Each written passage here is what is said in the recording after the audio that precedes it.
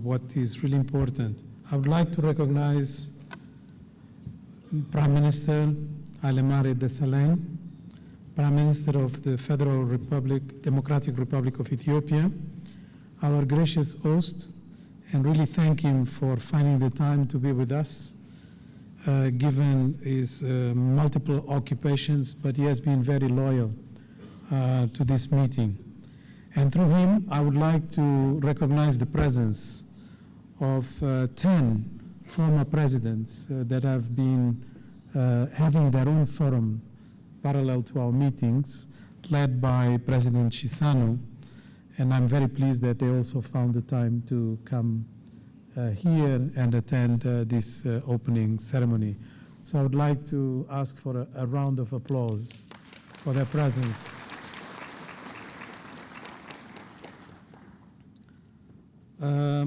I would like to recognize the Vice President of the Republic of Namibia, Nike Yambo, here representing His Excellency President Geingob. I would like to recognize also the presence of the Prime Minister of the Democratic Republic of Congo, Augustin Matata Ponyo Mapon, who has already started yesterday giving us some of interesting light on the experience of Congo. To my sister Nkosazana Dlamini Zuma, co-host and president of the African Union Commission, I really would like to just say what a pleasure has been having these meetings with you throughout the years. Mesdames et messieurs les ministres, chefs de délégation et invités, mesdames et messieurs, il y a un an environ, nous célébrions encore les bons résultats économiques de l'Afrique. Nous n'étions pas les seuls à le faire. Les experts, les investisseurs et les médias avisés reconnaissaient que les perspectives étaient favorables pour l'Afrique, même si les sceptiques n'étaient pas loin. Beaucoup se laissaient cependant aller aux amalgames habituels.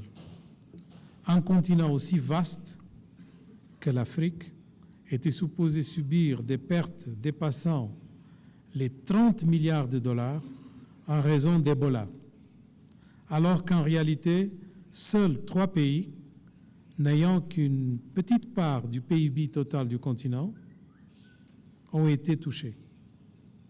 Mais dans l'ensemble, les nouvelles ont plutôt été encourageantes. Après tout, 2015 a été une année exceptionnelle pour le continent, en ce qu'il a imposé une nouvelle façon de traiter les questions internationales. L'Afrique a fait œuvre de pionnier dans les discussions concernant les nouveaux objectifs mondiaux, les flux financiers illicites, la mobilisation des ressources intérieures, la révision des données et l'évaluation des changements démographiques, ou même le retour aux politiques d'industrialisation. Que les choses peuvent changer en un an, même si la menace d'Ebola s'est dissipée, des phénomènes funestes, semblables aux plus préoccupants, sont bien présents et se propagent tel un virus. Je pense qu'il est important de comprendre les enjeux de l'heure. Mesdames et messieurs, permettez-moi de m'attaquer au premier grand sujet, à savoir la chute des cours des produits de base qui a des effets négatifs considérables sur les pays africains. En 2015, les pays en développement du monde entier ont enregistré leur taux de croissance le plus faible depuis 2009, à savoir 4,3%. Ce fléchissement de la croissance s'explique notamment par le ralentissement de l'activité en Chine, la récession frappante des grandes économies émergentes comme le Brésil et la Russie, ainsi que la faiblesse des cours des produits de base. Celle-ci en particulier engendre une diminution des recettes d'exportation, des déséquilibres budgétaires et des déficits des comptes courants dans plusieurs pays africains. En 2015, l'Afrique a enregistré le plus gros déficit de sa balance de paiement courante de ces 10 dernières années. En 2015, toujours, 42 des 46 produits de base suivis par la Banque mondiale s'échangeaient à leur prix le plus bas depuis le début des années 80. Étant tributaires des importations ainsi que de leurs exportations de produits de base et des ressources naturelles dont les acheteurs sont du reste peu nombreux, les pays africains sont très vulnérables à la volatilité des prix et aux chocs commerciaux. Les répercussions de ces chocs sont souvent aggravées par le caractère sous-développé des systèmes financiers antérieurs et la mauvaise qualité des institutions en Afrique. Cependant, la volatilité actuelle des cours de la plupart des produits de base, hors pétrole, ne sort pas de l'ordinaire lorsqu'on la compare aux tendances historiques. La majorité des pays africains sont des importateurs nets de produits de base et devraient par conséquent tirer profit de la baisse des cours. Il est difficile de prédire pour une longue durée l'effet qu'aura la baisse actuelle des cours de produits de base sur la trajectoire de développement de l'Afrique. La situation est assurément très difficile, mais elle donne des solides motifs de réorienter vers des activités plus durables les ressources économiques affectées à la production de produits de base.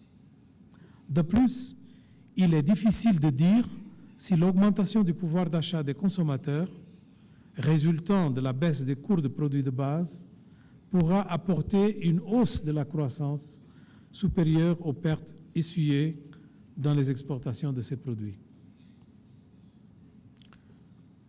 Ladies and gentlemen,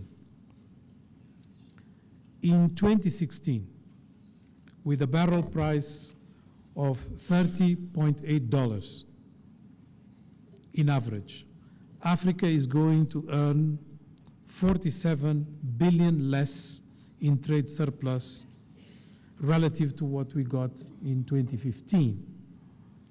This difference is around 8% of the total value of Africa's exports if we compare with 2014.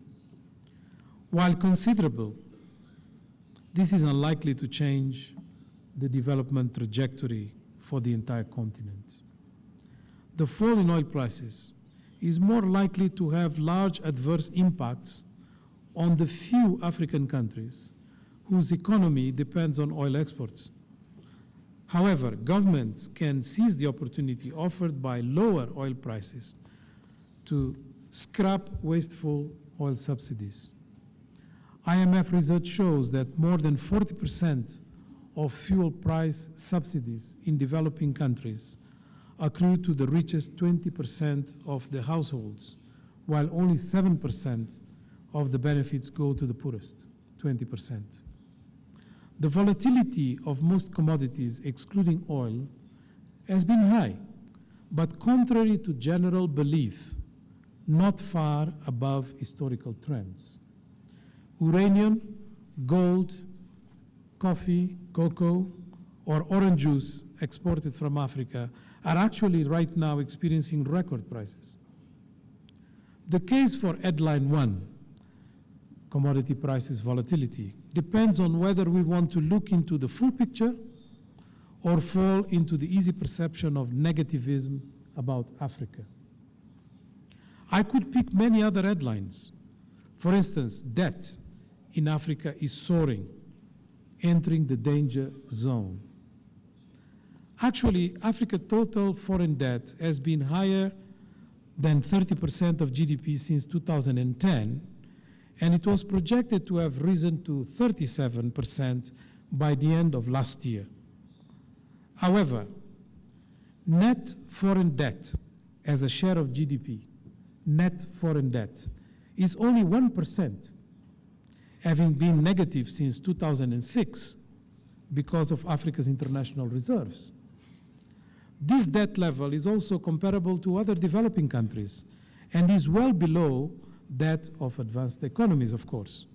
For example, the total debt for OECD countries was nearly 80% of their GDP in 2008, and was expected to grow to 111% in 2015. What is important here is to look into the increase. The champion of that is Japan, with a debt-GDP ratio of 230%, only 200 more than Africa. Sovereign debt is driven by advanced and powerful economies, asynchronous monetary policies. There is no coherent mechanism to govern any future sovereign debt crisis. Creditor-specific mechanisms used to facilitate past debt restructuring, like we benefited in Africa, are no longer available. Although a sovereign debt restructuring mechanism was proposed by the IMF more than a decade ago, there is still no international agreement on the topic to date. There is a general consensus that the existing rules are too creditor-friendly and may not be able to respond to the way forward. But the biggest undercurrent of the debt debate should be the pervasive effects of the so-called quantitative easing that have created easy credit for debilitated economies of developed countries that have contracted 54% since the beginning of the financial crisis in 2008-2009. Obviously, something has to give, and in this case, it is the increase in the cost of borrowing for the poor ones like us. In fact, there is a need for flexibility in placing debt ceilings and assessing debt. African countries should not be over-constrained and unduly deprived. The issue of debt sustainability will essentially depend on a comprehensive treatment of all components of debt in a debt restructuring and the provision of clear mechanisms to engage all stakeholders to build up consensus on how to close the gaps in financial architecture. This is going to be difficult for rich countries to accept. Neither monetary policy nor the financial sector is doing what it's supposed to do. It appears that the flood of liquidity has disproportionately gone towards creating financial wealth and inflating asset bubbles rather than strengthening the real economy. Despite sharp declines in equity prices worldwide, market capitalization as a share of world GDP remains high. The risk of another financial crisis is around the corner and cannot be ignored. This will not be the making of Africa.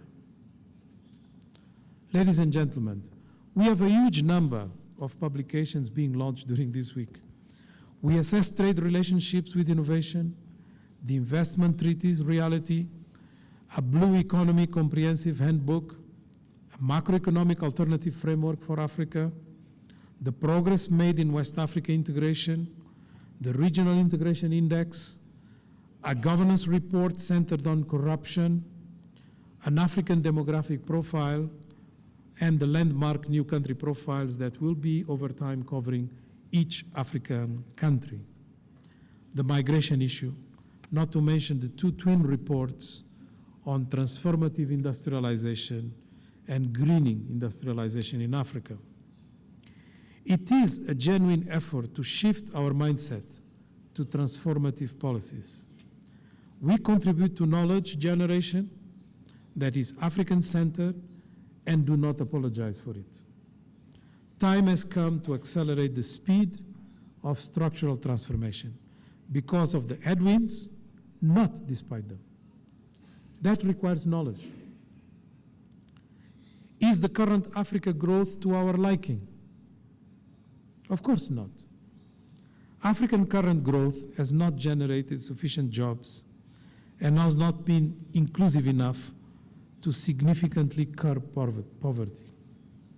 It has been driven for a third by commodities, which price boom is what I just listed, and government-related spending. Fluctuations in commodity prices has made such growth vulnerable. This reminds us of the imperative to structurally transform that in our case focuses on the potential offered by industrialization. Be it through the expansion of commodity value chains, be it through the positioning for agribusiness to act as the pull factor for agricultural to get out of the doldrums, be it through the capacity to attract low-value manufacturing production facing rising labor costs in Asia. This is not out of reach. Structural transformation has been experienced for real by many countries in different regions of the world, but will not happen spontaneously. Rather, it will happen as a result of deliberate and coherent policies that are entrenched into a coherent development strategy enlightened by transformational leadership. I thank you.